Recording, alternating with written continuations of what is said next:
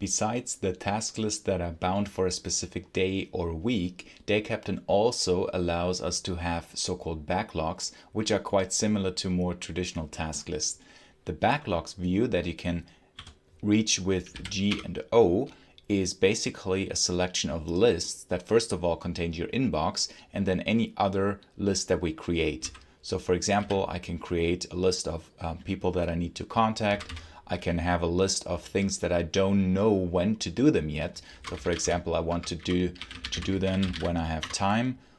And also I can create, for example, a shopping list that just the next time when I'm buying something, I will go through. So basically anything where I cannot specifically assign a time. And these can be buckets where we just store things that we must not forget about. This inbox specifically helps because it is literally an inbox, a selection of something that I must remember that later on I can just sort into either a different backlog or into a specific day or week. So usually these are either small things that I must not forget about and that I then work on a specific week or day, and it works to then further assign a task, a week task or a day task from these inbox items.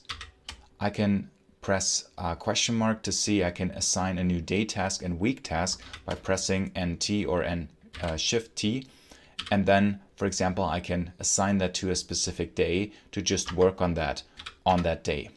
And then if I switch to that day, I have it in my task list as well. So then I could just work on that and cross it out. This works, or I can have some bigger items that, for example, to do one time I work on something that is actually connected to a specific project. So then this connection is being kept, and once I try to assign this to a week task or a day task, that also, let's do a week task, will have the connection later on. So I assign this with Shift and T to a specific week, and then I see that now that is part of a week and that still has the connection back to my backlog item. So this is very similar to what the getting things done method does if you just select your items or put them into some buckets, where first of all you start with an inbox for anything you should remember, and then you go through these inbox items and select them accordingly. DayCaptain also offers an API that we can use, for example, for developers. If you work on the command line, you can use tools to just put something into your inbox, for example. So while you're working, to not get distracted, something to remember,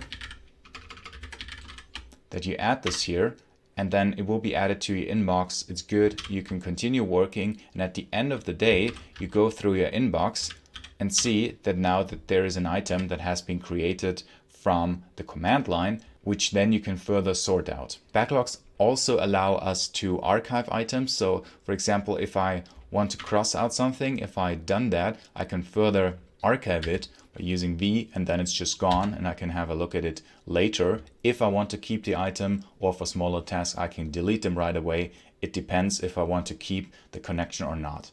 In general, these backlogs help us to organize tasks in a way where we don't assign a specific date or week for the task yet, if it's either a smaller task or an ongoing backlog item, very similar to getting things done or to a method of a Kanban board, where we then can further select some buckets where to place these tasks into.